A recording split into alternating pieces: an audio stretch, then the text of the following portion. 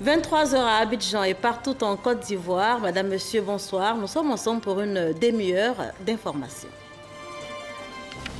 Le président Alassane Ouattara est arrivé ce lundi après-midi à Ouagadougou. Il a été accueilli à sa descente d'avion par son homologue burkinabé Roch-Marc Kaboré. Les deux chefs d'État vont présider demain, mardi, la 6e conférence au sommet du traité d'amitié et de coopération Côte d'Ivoire-Burkina. La compagnie nationale Air Côte d'Ivoire vient d'acquérir un Airbus A320, un appareil qui va permettre à la compagnie de se hisser au rang des grandes compagnies aériennes en Afrique. Et puis, 8e jeu de la francophonie, plus que 4 jours pour la grand-messe. 4000 participants attendus, 80 délégations. Le Forum national des confessions religieuses de Côte d'Ivoire le confie. Adieu cet événement. Et je vous le disais en titre, le président Alassane Ouattara est arrivé cet après-midi à Ouagadougou. Il a été accueilli à sa descente d'avion par son homologue burkinabé Roch-Marc Kaboré. Les deux chefs d'État vont présider demain mardi la 6e conférence au sommet du traité d'amitié et de coopération entre la Côte d'Ivoire et le Burkina Faso. On y va tout de suite avec Awadri. Le TAC, pas seulement une affaire de gouvernants, mais aussi et surtout une affaire des populations. En témoigne la forte mobilisation de ce lundi aux abords et à l'intérieur de l'aéroport international de Ouagadougou. Une mobilisation doublée d'une ambiance rythmée.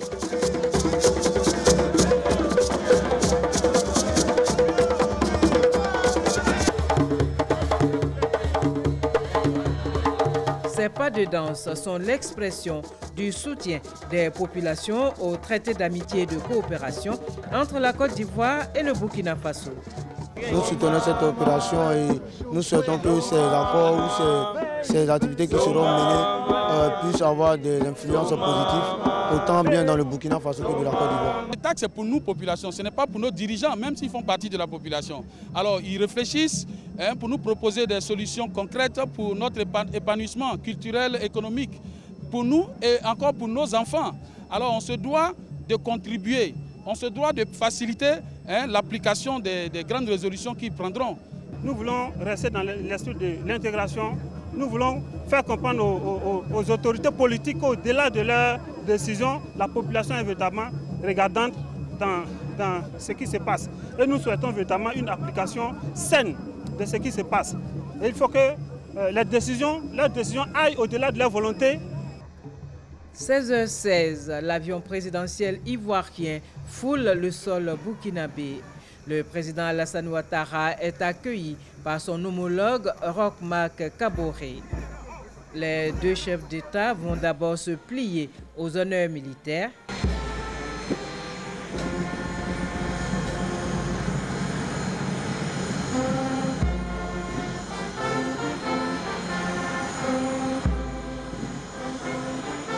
S'adonner ensuite à un bain de foule.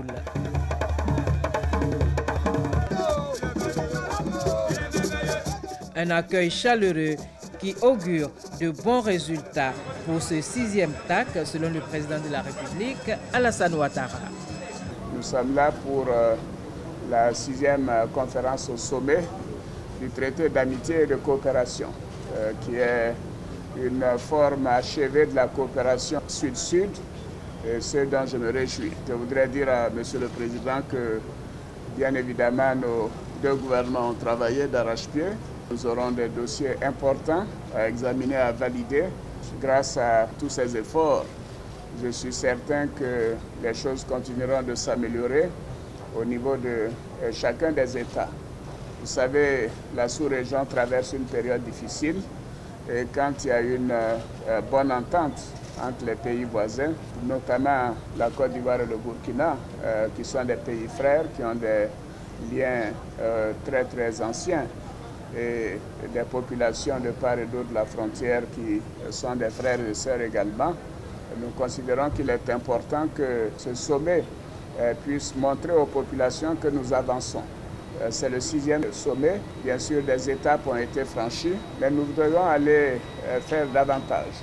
Et nous devons aller encore plus vite. Et je suis certain qu'avec mon frère, le président Kaboré, nous ferons en sorte qu'il y ait une matérialisation des engagements qui ont été pris par les deux gouvernements et que le suivi sera également maintenu pour que les populations puissent bénéficier des progrès qui sont en cours dans les deux États. Monsieur le Président, merci encore pour votre hospitalité, pour l'accueil et merci de nous recevoir comme vous le faites si chaleureusement chaque fois que nous sommes à Ouagadougou. Démarrés depuis le 13 juillet dernier, les travaux de la 6e édition du TAC prendront fin ce mardi avec la conférence au sommet présidée par les deux chefs d'État de Côte d'Ivoire et du Faso. Les travaux de la 6e conférence au sommet du TAC, traité d'amitié et de coopération entre la Côte d'Ivoire et le Burkina Faso, qui se poursuivent donc. Ce lundi matin s'est tenu un conseil conjoint de gouvernement pour évaluer les travaux des experts, conseil co-présidé par les premiers ministres des deux pays. On retrouve Awa Touré. Le Centre international de conférence de Ouaga 2000, ce lundi 17 juillet, la Côte d'Ivoire et le Burkina Faso ensemble pour trouver des réponses aux défis des temps nouveaux à travers le traité d'amitié et de coopération. Pour la 6e fois, les gouvernements ivoiriens et burkinabés se retrouvent en vue d'évaluer les conclusions des travaux des experts avant de les soumettre pour adoption aux deux chefs d'État. La régularité de nos rencontres traduit la volonté et l'ambition commune de nos deux gouvernements de toujours cheminer ensemble pour bâtir un développement économique et social à la hauteur des espérances des peuples ivoiriens et burkinabés. C'est la preuve que la solidarité et l'amitié sont des atouts majeurs pour l'épanouissement de nos peuples épris de paix, de liberté et de justice. Oui, la République de Côte d'Ivoire et le Burkina Faso partagent la même conviction que notre meilleure protection et notre horizon d'avenir, c'est une coopération encore plus forte entre nos deux États et nos deux peuples. Le traité d'amitié et de coopération est en cela une promesse de paix et de progrès partagés. Comme recommandé par nos chefs d'État lors des précédents sommets du traité d'amitié et de coopération, nous devons nous atteler, au regard de nos potentialités, à bâtir un espace communautaire intégré et développé, mais aussi à mutualiser nos efforts pour faire face aux défis communs que sont la lutte contre la pauvreté, la criminalité transfrontalière, les maladies endémiques et le terrorisme. La volonté d'y parvenir le plus rapidement possible est partagée et nous voudrons nous réjouir dès à présent des dispositions prises par nos deux gouvernements en vue d'aboutir à des résultats bénéfiques pour nos deux États. Monsieur le Premier ministre et chers frères, je suis persuadé que les conclusions de nos travaux, qui seront soumises demain à l'approbation de nos deux chefs d'État au cours de la 6e conférence au sommet, contribueront à l'approfondissement d'une coopération de plus en plus féconde entre nos deux États. Monsieur le Premier ministre, chers frères, je voudrais terminer en vous réitérant notre volonté et notre disponibilité à œuvrer de concert avec vous à la consolidation et au renforcement des excellentes relations historiques qui existent entre la Côte d'Ivoire et le Burkina Faso.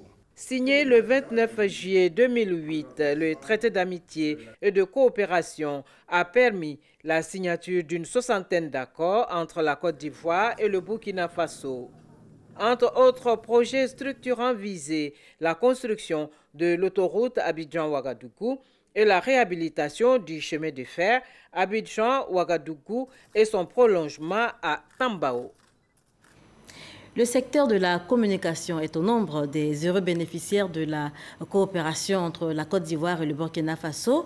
Les initiatives prises dans ce cadre portent déjà leurs fruits, notamment dans le cadre du renforcement des capacités. C'est ce que nous explique Mahama Traoré.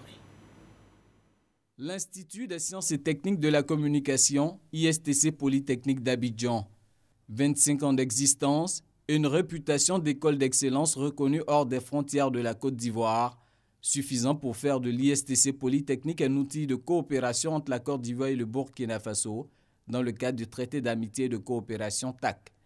Depuis 2016, l'ISTC Polytechnique entretient donc un partenariat avec son semblable burkinabé, l'Institut des sciences et techniques de l'information et de la communication ISTIC de Ouagadougou. Nous n'avons pas fait que signer ce partenariat, nous avons entretenu ce partenariat. Comment? Alors, nous avons des échanges de programmes, des séances régulières que nous faisons, nous décortiquons nos différents programmes, les projets en termes de qu'est-ce que nous faisons dans 5 ans, dans le cadre de la numérisation des installations, qu'est-ce qui est fait au Burkina, que nous pourrions prendre comme exemple, et qu'est-ce que l'ISTC peut proposer comme longueur d'avance sur le Burkina, et qui pourra donc nourrir cette réflexion. Depuis 2012, deux plumes se sont alliées pour peindre les multiples facettes de cette relation historique. Des plumes maniées par les organes de presse de service public Fraternité Matin de Côte d'Ivoire et Sidoya du Burkina Faso. C'est d'abord la coopération au niveau de l'édition d'articles. Si vous faites attention, souvent on reprend des éditoriaux de Sidoya, ils font pareil. On échange des stagiaires, on échange, je ne dirais pas des journalistes, mais par exemple, lorsqu'ils sont sur un sujet à l'extérieur, parfois nous on n'envoie pas quelqu'un, mais on prend l'article de chez eux, on mutualise nos efforts. Tandem ISTC Polytechnique ISTIC, Fraternité Matin Sidoya. Deux partenariats fructueux résultant du traité d'amitié et de coopération Côte d'Ivoire-Burkina Faso, leur lendemain s'annonce encore plus prometteur. Nous avons prévu, en termes de perspective, avec l'ISTIC, d'élargir le champ en termes de mettre en place une plateforme qui prenne en compte les autres pays de l'UEMOA. Et ça, c'est partie de la réflexion que l'ISTIC et l'ISTC Polytechnique ont entretenue. Et je pense que nous ne pourrons qu'aller de l'avant parce qu'il y a de la richesse dans la coopération, il y a de la richesse dans la multinationalité. Déjà, on est dans un projet de numériser toutes nos archives et de les mettre en réseau. Nous, on a 54 ans de l'histoire de la Côte d'Ivoire, chez nous, à Fraternité Matin, dans nos archives. Sidoya, ils ont fêté les 30 ans il y a 2 ans. Ils ont 30 ans de l'histoire du Burkina Faso. Et puis maintenant, tout le monde est obligé d'aller vers le journal numérique. On a commencé. Et aussi, ils ont commencé, nos amis de Sidoya. Et là, pareil, on est en train de voir comment on peut faire tout ça ensemble. L'audiovisuel n'est pas en marge de cet élan de coopération gagnant-gagnant. En témoigne le partenariat existant entre la RTI, Radiodiffusion Télévision Ivoirienne, et la RTB, Radiodiffusion Télévision du Burkina. Partenariat qui prévoit entre autres un échange de programmes, une coproduction d'œuvres audiovisuelles et un renforcement des capacités. Ils ne sont pas stressés, je te dis. Ici en Côte d'Ivoire, les populations du Sud Comoé, avec à leur tête le vice-président de la République, Daniel Kablan-Duncan, rendent hommage au président Alassane Ouattara. Les fils et filles de la région ont décidé d'exprimer leur reconnaissance au chef de l'État pour ses actions en faveur du développement dans leur région. Alexis Oudraogo. Sous la pluie, les populations du Sud Comoé ont voulu rendre hommage au chef de l'État pour ses actions de développement dans la région. Aux côtés du vice-président Daniel Kablan-Duncan, fils de la région, le Premier ministre Amadou Coulibaly et plusieurs membres du gouvernement. Une présence saluée par population et autorités locales. De voir tous ces fils et toutes ces filles de notre pays rassemblés ici, dans cette ville symbole de notre pays, pour rendre un hommage mérité au président de la République, lui être reconnaissant pour ce qu'il a fait pour notre pays, et particulièrement pour notre ville et notre région. Lui exprimer notre soutien dans cette noble tâche de développement de notre pays est une image très forte et très symbolique. Pour le porte-parole de la population, Aka Aolé, cette célébration est le signal fort d'un peuple acquis à la cause de son président. À sa suite, le représentant de la patronne de la cérémonie, Mme Henriette Bédier, a insisté sur l'importance de l'unité autour du chef de l'État. Des propos appuyés par des participants à cette journée. Ce grand rassemblement qui s'inscrit dans une dynamique de mobilisation et de soutien au président de la République traduit la parfaite adhésion de nos populations au message de paix et de développement prôné par le président Alassane Ouattara. Nous voulons donc saisir cette occasion pour réitérer à nouveau à Monsieur le Président de la République les sincères remerciements des populations des régions associées pour des actions de développement visibles et palpables, ainsi que ces initiatives fortes en faveur de la réconciliation et de la paix. Amadou Gon Coulibaly, chef du gouvernement, a pour sa part salué cette mobilisation qui vient soutenir un homme de vision. Le samedi 4 mars 2017 à Korogo, capitale de la région du Poro, il y avait un grand rassemblement de reconnaissance et de soutien au président de la République. Le samedi 10 juin 2017, c'est à Yamoussoukro que les populations étaient venues de 4 coins de notre pays pour un hommage appuyé au chef de l'État. Aujourd'hui, samedi 15 juillet 2017, c'est au tour de la grande région du Sud-Koboé et de ses vaillantes populations de se mobiliser pour rendre un hommage mérité au président de la République, son Excellence M. Alassane Ouattara. Au-delà des discours et des messages que peuvent renvoyer l'actualité actuelle, ces actions fortes démontrent que nos braves populations sont résolument mobilisées derrière le président de la République, son Excellence M. Alassane Ouattara, pour la réalisation de sa grande œuvre de construction d'une nation prospère, fraternelle et de paix. Fils de la région, le vice-président Daniel Kabon-Duncan n'a pas manqué d'exprimer sa reconnaissance au chef de l'État, non seulement pour sa nomination à la vice-présidence, mais aussi pour les actes posés et ceux à venir, toujours au service des populations. Il s'agit de faire en sorte que la Côte d'Ivoire continue d'être dans le travail et la patience un pays moderne et modèle. Aujourd'hui, au regard du contexte social qui avait été quelque peu agité, nous avons fait l'expérience de ce que l'attachement au dialogue, à la concertation, comme mode de règlement des conflits sociaux reste la voie de la sagesse. Il faut cependant insister sur le fait que les revendications, quelles qu'elles soient, doivent s'exprimer dans un cadre légal et citoyen, dans la paix et dans la discipline. Il n'est, et je le souligne, aucune région de notre pays qui n'ait bénéficié de l'action de développement du président de la République, son Excellence M. Alassane Ouattara. En ce qui concerne spécifiquement la région du Sud-Komoé, les réalisations sont tout aussi importantes. En effet, les investissements annoncés par le président de la République lors de sa mémorable visite d'État des 14 et 15 septembre 2015 dans le Sud-Komoé sont en train de se traduire sur le terrain en vue de faire de notre région un grand pôle de développement économique et social. Des travaux sont annoncés dans la région. Il s'agit entre autres du prolongement de l'autoroute de Grand Bassam jusqu'à Samo, du développement de la zone industrielle de Bonois, du projet de construction de la ville universitaire d'Adiaké et de l'ouverture de l'embouchure de Grand Bassam, dont les travaux sont prévus démarrer cette année. En images à présent, la compagnie nationale Air Côte d'Ivoire vient d'acquérir un Airbus A320, un appareil qui va permettre à la dite compagnie d'accroître sa clientèle, son chiffre d'affaires également, et donc de se hisser au rang des grandes compagnies aériennes en Afrique.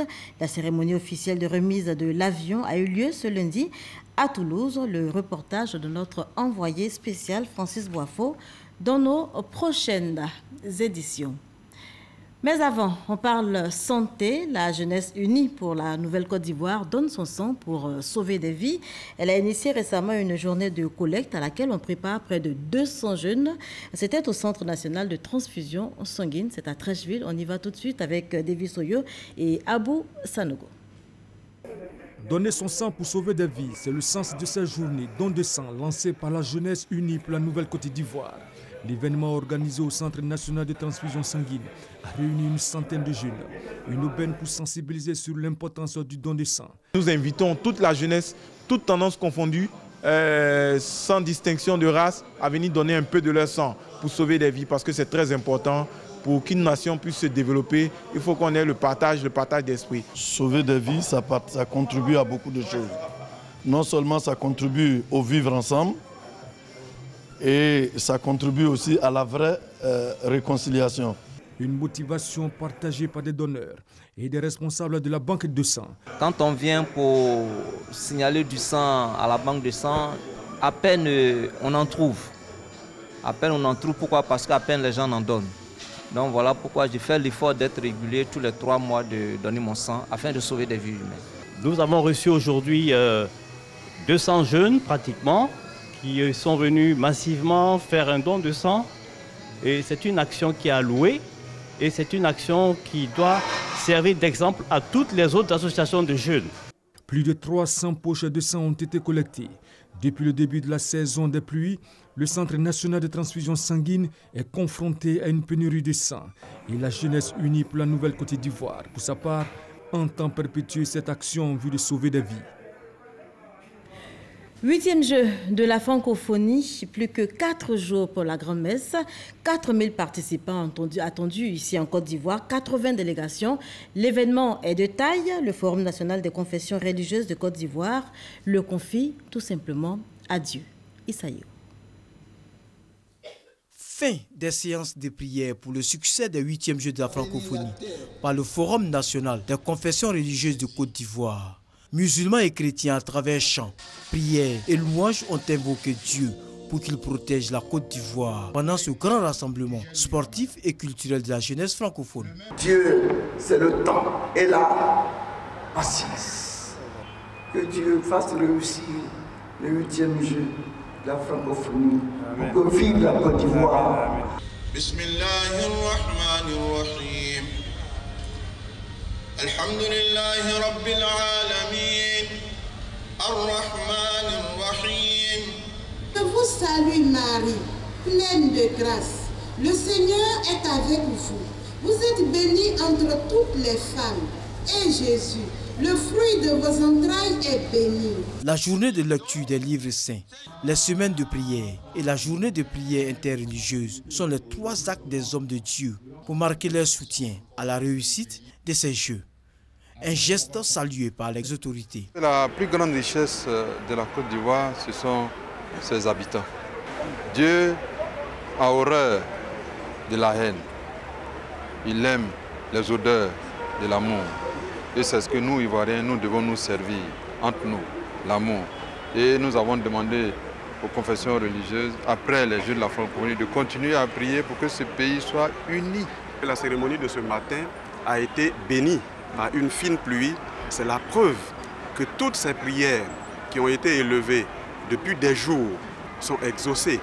Les membres du Forum des confessions religieuses de Côte d'Ivoire promettent de continuer la bénédiction afin que ces jeux se passent dans la paix et la concorde totale.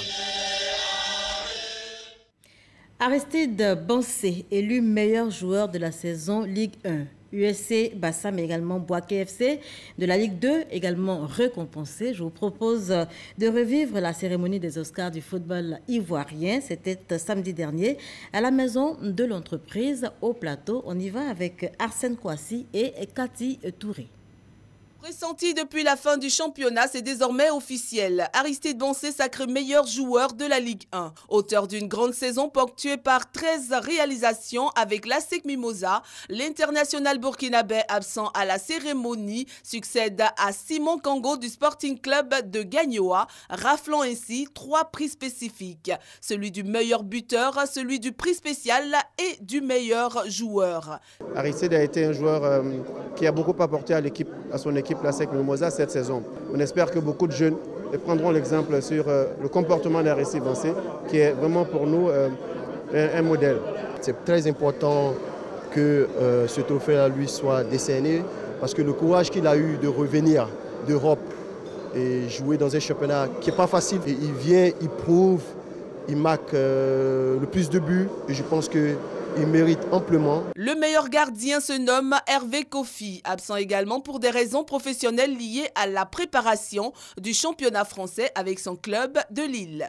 Il dévance Sangaré Badra Ali de l'AS Tanda et El Hadj Dante du WAC. Révélation de la saison, le prix du meilleur espoir décerné à Parfait Guiagon de l'Africa Sport d'Abidjan. Chez les entraîneurs, Luis Abikwasi du WAC s'offre la palme aux dépens de Traoré Siaka Dijiji de l'ASEC Mimosa et de Firmin Kofi de l'AS Tanda.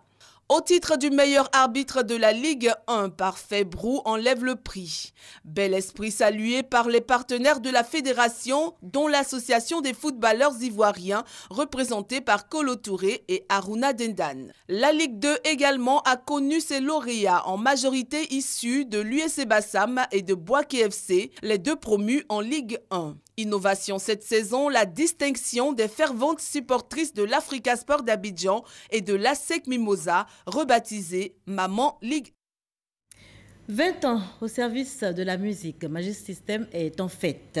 Un anniversaire qui sera célébré à travers des spectacles ici à Abidjan, mais également dans 15 capitales africaines. Et tout va commencer à partir du 5 août. Ce sera au Sofitel Hôtel Ivoire. On en parle avec Issa Io.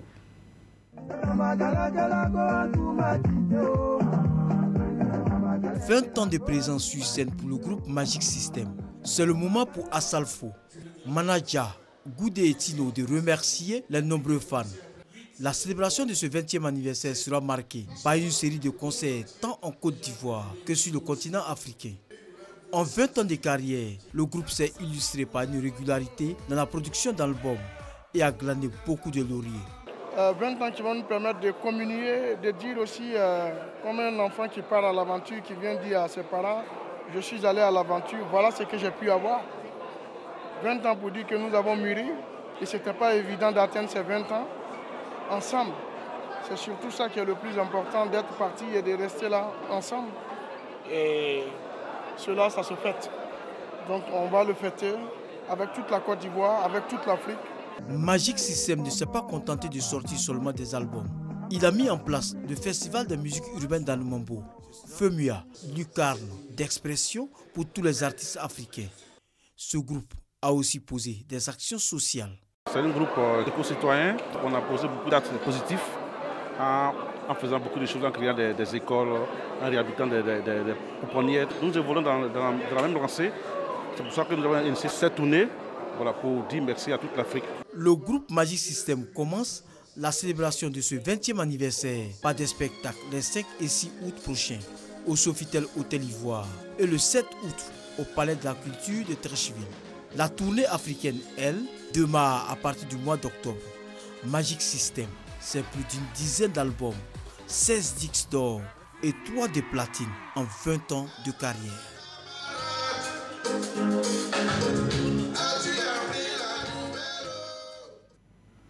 On faisait le point avec Issa Yeo. Des nouvelles à présent du Mali.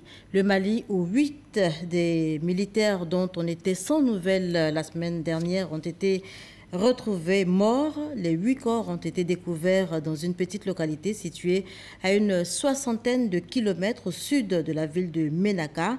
Ils étaient portés disparus, vous vous en souvenez certainement, depuis une semaine après donc l'attaque d'un convoi de l'armée dans le nord-est du pays. Voilà qui met un terme à ce journal. Merci de nous avoir suivis.